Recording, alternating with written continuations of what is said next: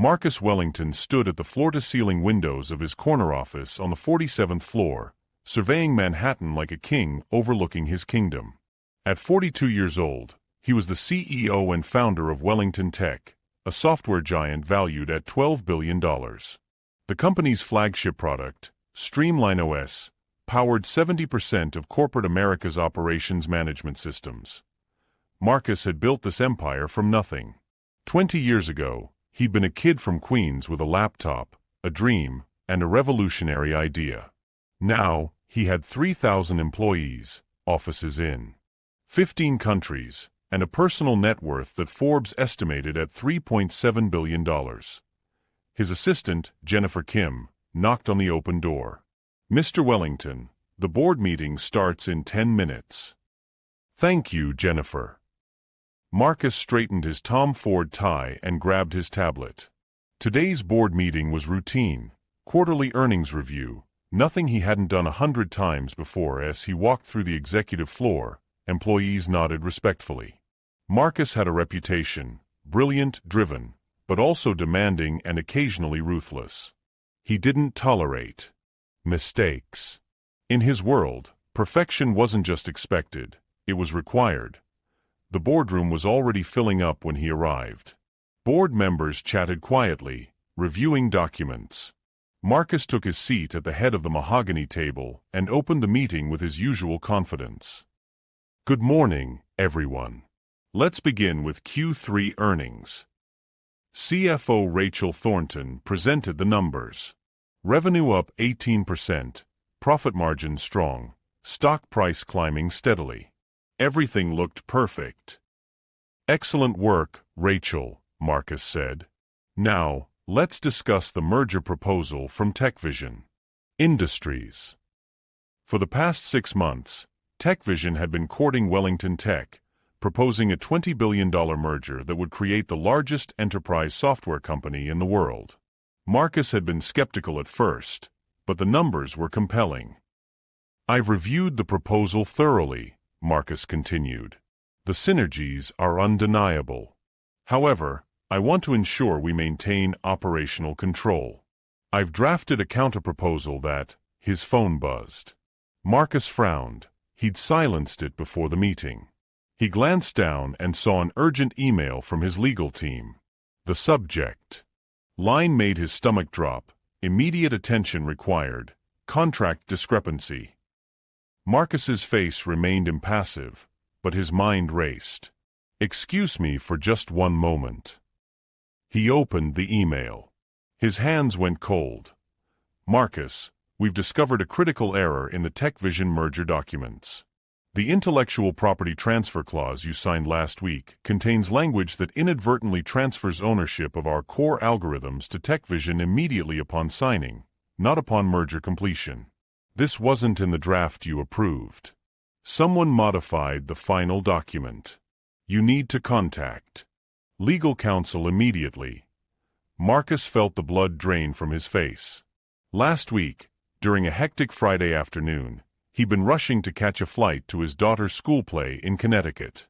Jennifer had brought him the final merger documents, 300 pages of dense legal text. His attorney, David Chun, had already reviewed the drafts and given approval. Marcus had been running late, stressed about missing Emma's performance. He'd skimmed the executive summary and signed without reading every page. It was the first time in his career he'd ever signed something without thorough personal review. And now, according to this email, Wellington Tech's most valuable assets, the proprietary algorithms that powered Streamline OS, legally belong to TechVision Industries. "Marcus." Rachel's voice broke through his thoughts. "Are you all right?" He looked up. 12 pairs of eyes watched him expectantly. Marcus Wellington had built an empire on never showing weakness, never admitting mistakes. But in this moment, he realized that his little mistake, one rushed signature, might cost him everything. Marcus excused himself from the board meeting, citing a family emergency. His heart pounded as he strode back to his office, Jennifer hurrying to keep pace behind him. "Mr. Wellington, is everything? Get David Chun on the phone. Now." and cancel all my afternoon appointments. Within minutes, David Chun, Wellington Tech's chief counsel, was in Marcus's office, along with two senior partners from the external law firm they'd retained for the merger. David looked shaken. "Marcus, I don't know how this happened. The draft I reviewed and approved didn't contain this clause. Someone at TechVision must have modified the final document after our review. Can we prove that?" Marcus demanded. One of the external attorneys, Patricia Holloway, shook her head grimly. "The document you signed has a clause stating you reviewed and agreed to all terms as written. Your signature acknowledges that. Legally, it doesn't matter if the document was modified after the draft review." "That's fraud," Marcus said. "Possibly," Patricia agreed. "But proving it will take months, maybe years of litigation. And in the meantime, TechVision has a legal argument that they own your core IP." Marcus felt his world tilting. How did I not see this? 300 pages, and I missed the one clause that matters. David's face was full of sympathy. "Marcus, you've signed thousands of documents. We all trusted the process. This was a deliberate attempt to deceive." "My trust doesn't matter," Marcus said bitterly. "My signature does." Over the next 48 hours, Marcus barely slept. His legal team worked around the clock, but the news only got worse. TechVision's CEO, Bradley Harrison, was already making moves.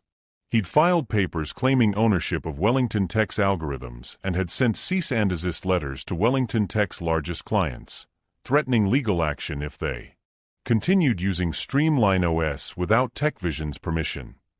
The business media caught wind of the story.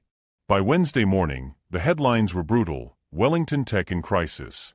CEO's oversight may cost company everything. Marcus Wellington's billion-dollar mistake. How one signature could topple a tech empire." The stock price plummeted. In 3 days, Wellington Tech lost 40% of its market value. Clients called in a panic. Several major contracts were suspended pending legal clarification. Employee morale cratered on Thursday. The board of directors called an emergency meeting. Marcus walked into that boardroom knowing what was coming. The 12 people around the table, people he'd worked with for years, some of whom he'd made wealthy beyond their dreams, looked at him with a mixture of pity and anger. Board chairman Robert Fitzgerald spoke first. "Marcus, you've built something extraordinary. But this situation is untenable. Our shareholders are hemorrhaging money. Our clients are fleeing. And it all stems from one critical lapse in judgment." "I'm fixing it," Marcus said. "We're pursuing every legal avenue." "Legal battles take years," said board member Susan Park, who'd been with the company since the beginning. "We don't have years. We might not have weeks." Robert leaned forward. "Marcus, the board has voted. We need to ask for your resignation as CEO, effective immediately." The words hit like a physical blow. Marcus had expected this, but hearing it still felt surreal. "Who will replace me?" he asked quietly. "We're bringing in an interim CEO with crisis management experience. Someone who can stabilize the situation." Marcus looked around the table. Not one person met his eyes. These people, some of whom he'd mentored, promoted, trusted, were abandoning him. "I understand," Marcus said finally. He stood, straightened his jacket, and walked out of the boardroom for the last time. The news of Marcus Wellington's resignation made the front page of the Wall Street Journal. His phone exploded with calls from reporters, former colleagues, and investors. He ignored them all. Marcus returned to his penthouse apartment in Tribeca, 14,000 square feet of luxury that suddenly felt like a prison.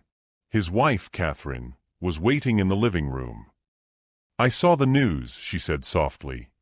Marcus poured himself a scotch, his hands trembling. 20 years, Catherine. 20 years of building, and I destroyed it in 30 seconds with one careless signature." Catherine moved to his side. You didn't destroy anything. Someone deceived you. I signed without reading, Marcus said, his voice hollow. I got arrogant. I thought I was too important, too busy to do what I've always preached to others. Check every detail, trust no one, assume nothing. That evening, his 14-year-old daughter Emma found him standing in his study, staring at a photo from the early days of Wellington Tech, him and his first 5 employees in a cramped office in Brooklyn, exhausted but elated after landing their first major client. Dad. Emma's voice was small. Are you okay? Marcus turned, trying to smile. I'm fine, sweetheart. Mom told me what happened. Emma came and hugged him. I'm sorry. Marcus held his daughter, and for the first time since this nightmare began, he felt tears threaten. I missed so many of your school plays, your soccer games, your birthday parties because I was building that company. And now it's gone. You didn't miss last week's play, Emma said. That's the one you rushed home for, right? When you signed those papers. Marcus nodded. Then I'm glad you signed them, Emma said simply. I'd rather have you than have you have your company. Something cracked open in Marcus's chest. He'd spent 2 decades chasing success, proving himself, building an empire. And he'd lost it all because of one moment of human error. But his daughter was right. He'd been present for her when it mattered. He'd chosen her over a meeting, over careful review, over perfection. Maybe that wasn't the mistake. Maybe the mistake was everything that came before. Over the next month, Marcus's life continued its downward spiral. TechVision's lawyers were relentless, pushing their IP claim through the courts with expensive legal firepower that Marcus, despite his wealth, struggled to match. His assets were largely tied up in Wellington Tech stock, which was now nearly worthless. The interim CEO at Wellington Tech, a man named Gerald Foster, began making changes. He laid off 800 employees to cut costs. He suspended development on new products. Most painfully, he began negotiations to sell the company to TechVision for a fraction of its former value. Marcus spent his days in coffee shops and libraries, poring over legal documents, trying to find a way out. But the more he looked, the clearer it became. The clause was ironclad. His signature was authentic. And proving fraud would require evidence he didn't have. His lowest moment came on a Tuesday in November. Marcus was in a diner in Queens, near the neighborhood where he'd grown up, eating a cheap breakfast because he was now monitoring his spending carefully. His phone rang, an unknown number. Mr. Wellington? This is Danny Reeves. You don't know me, but I worked in your coding department until last week's layoffs. I'm sorry about the layoffs, Marcus said automatically. That's actually why I'm calling. Danny's voice was nervous. I heard what TechVision did to you. That contract thing. And I think I might have information that could help. Marcus sat up straighter. What kind of information? I dated a woman named Ashley who works at TechVision. We broke up last month, but before that, she told me something about the merger. She said her boss was bragging about how they'd handled the Wellington situation. I didn't think much of it at the time, but now, I think she might know something about that contract being changed. Hope flickered in Marcus's chest for the first time in weeks. Can you get her to talk to me? I can try. But, Mr. Wellington? She's scared. If TechVision finds out she's talking, she'll lose her job. You'd need to protect her somehow. Marcus thought fast. Tell her I'll meet her anywhere she wants, anytime she wants, and everything she tells me stays confidential until we figure out a way to protect her. Can you arrange that? I'll do my best. 2 days later, Marcus sat in a rental car in a parking lot in New Jersey waiting. At 7:15 p.m., a young woman in her 20s approached nervously, looking over her shoulder before sliding into the passenger seat. Ashley? Marcus asked. She nodded. I shouldn't be here. If Brad Harrison finds out. Brad Harrison? The CEO. Marcus's pulse quickened. Ashley nodded again. I'm his executive assistant. I've worked for him for 3 years. And I know what he did to you. Tell me everything, Marcus said. Over the next hour, Ashley explained. Bradley Harrison had been planning to steal Wellington Tech's intellectual property for months. He knew Marcus's reputation for perfection, knew he'd never sign a bad deal. So Harrison had waited for an opportunity, a moment when Marcus would be rushed, distracted, vulnerable. He had someone watching. Your schedule, Ashley said. When they found out about your daughter's play, about the tight timing, Brad saw his chance. He had his lawyers modify the final contract after your lawyer approved the drafts. Then he had the documents delivered to you late on a Friday afternoon, right when you'd be most rushed. You're saying this was premeditated, Marcus said. Completely. And I have proof. Ashley pulled out a thumb drive. Email exchanges between Brad and his lawyers. Recorded phone calls where he discusses the plan. I've been copying files for weeks. After Danny told me what Brad did to your company, to all those people who lost their jobs, I couldn't stay quiet. Marcus stared at the thumb drive like it was the Holy Grail. Why are you doing this? You could lose everything. Ashley's jaw set firmly. Because my dad worked at a startup once. The CEO screwed him over, took credit for his work, destroyed his career. My dad never recovered. I won't let that happen to someone else if I can stop it. Marcus felt something he hadn't felt in weeks. Determination. Ashley, I'm going to protect you. I promise. But I need your help to bring Harrison down. Marcus immediately took the thumb drive to Patricia Holloway, his attorney. She spent 3 days reviewing the contents with her team, and when she emerged, she was smiling for the first time since the crisis began. Marcus, this is a smoking gun. We have emails showing premeditation, discussions of deliberately deceiving you, and even acknowledgement that they knew the clause wasn't in the approved drafts. This is contract fraud, clear and simple. Can we win? Marcus asked. We can do better than win, Patricia said. We can destroy them. But there was a problem. Going to court would take months, and Wellington Tech didn't have months. Under Gerald Foster's leadership, the company was hemorrhaging money and clients. Within weeks, there might be nothing left to save. Marcus needed a different approach. He spent the next week making calls, reaching out to old contacts, people he'd worked with over the years. Investors who'd made money on Wellington Tech clients who'd relied on Streamline OS. Competitors who'd respected his work. Journalists who'd covered his rise. Marcus Wellington had spent 20 years building relationships in Silicon Valley and beyond. Now he was calling in every favor he'd ever earned. His first call was to Michael Torres, CEO of DataCore Solutions, Wellington Tech's biggest competitor.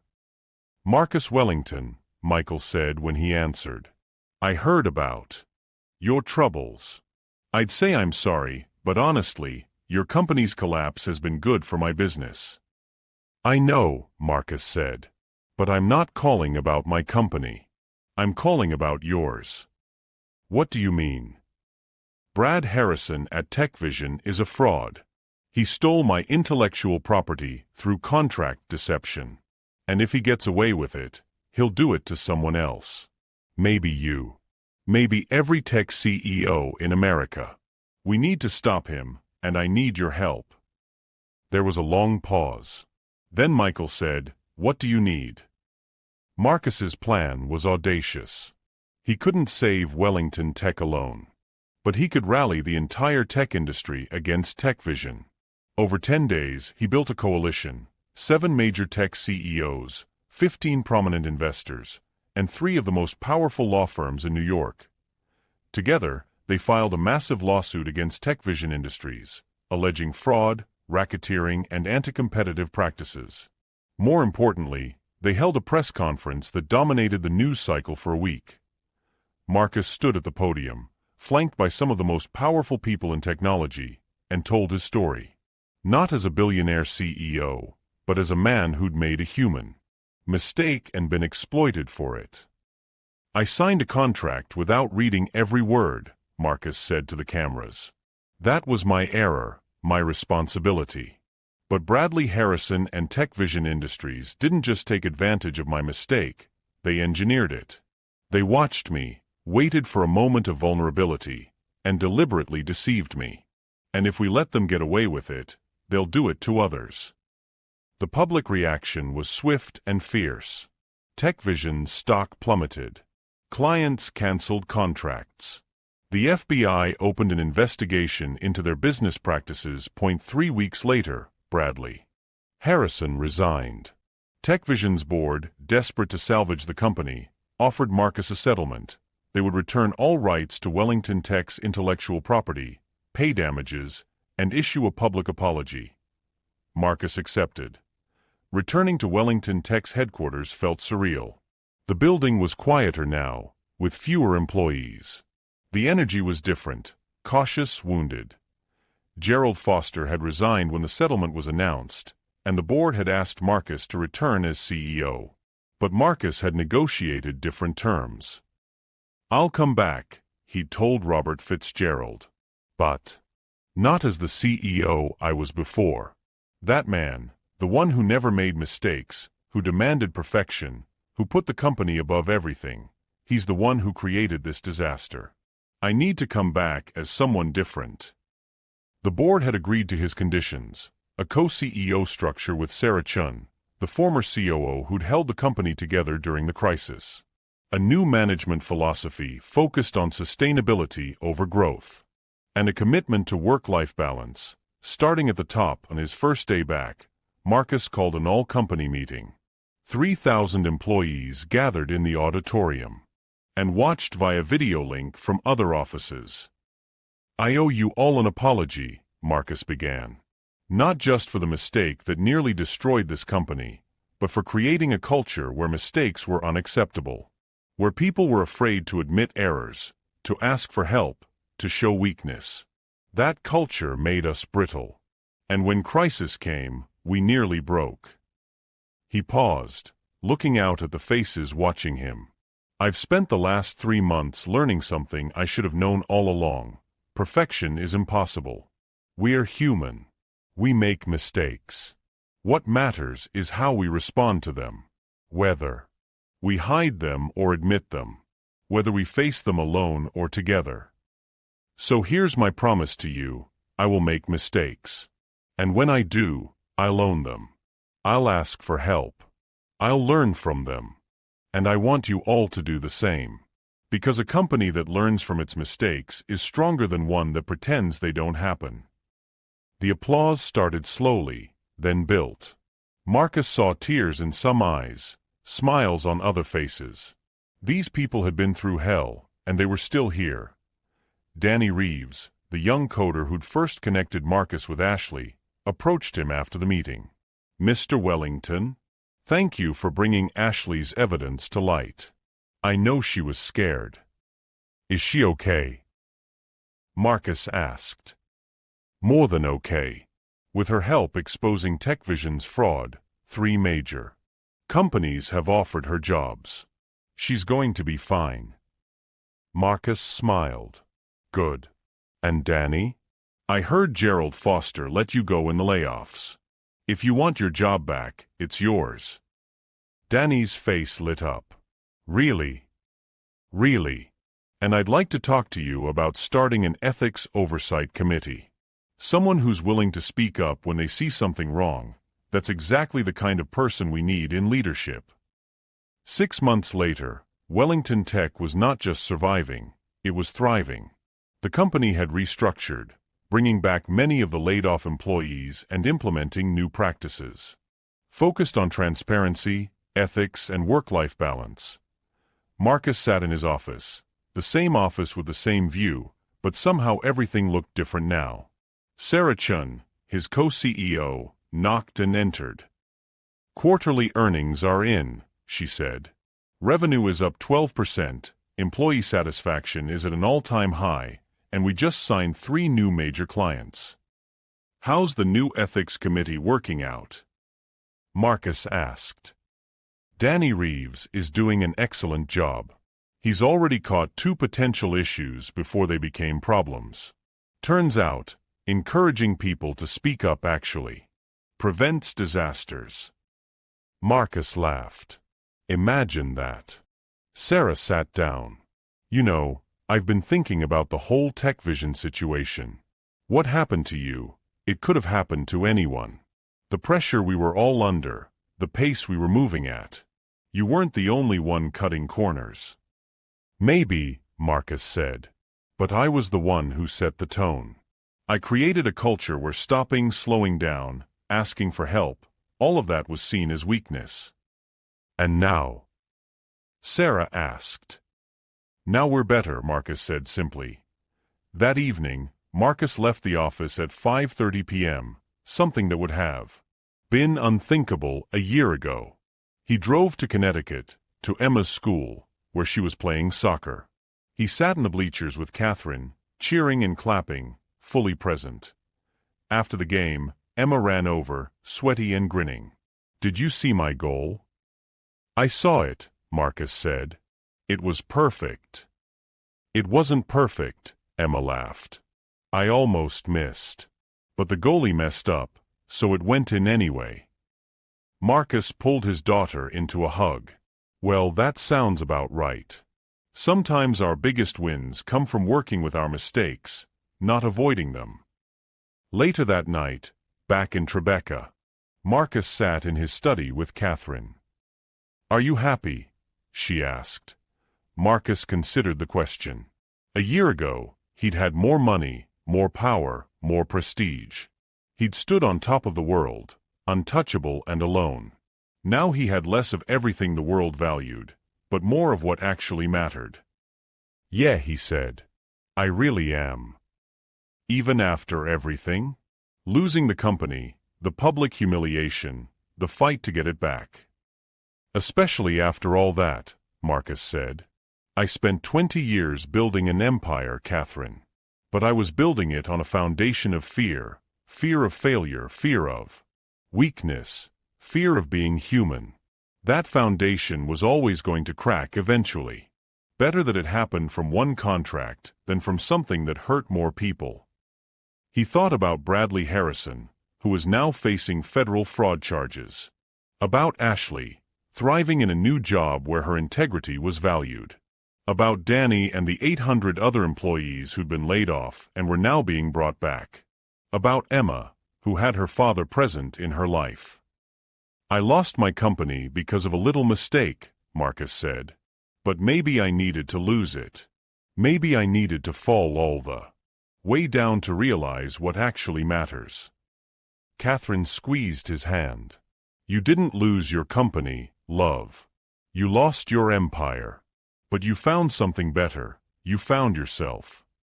2 years after the TechVision crisis, Marcus Wellington stood once again at a podium, but this time at Stanford University's Graduate School of Business. He'd been invited to give the commencement address. When I was your age, Marcus told the graduating students, I had a dream. I wanted to build something extraordinary, to change the world, to prove I was the smartest person in every room. And I did those things. I built a billion-dollar company. I changed an industry. I earned the respect of peers and the envy of competitors.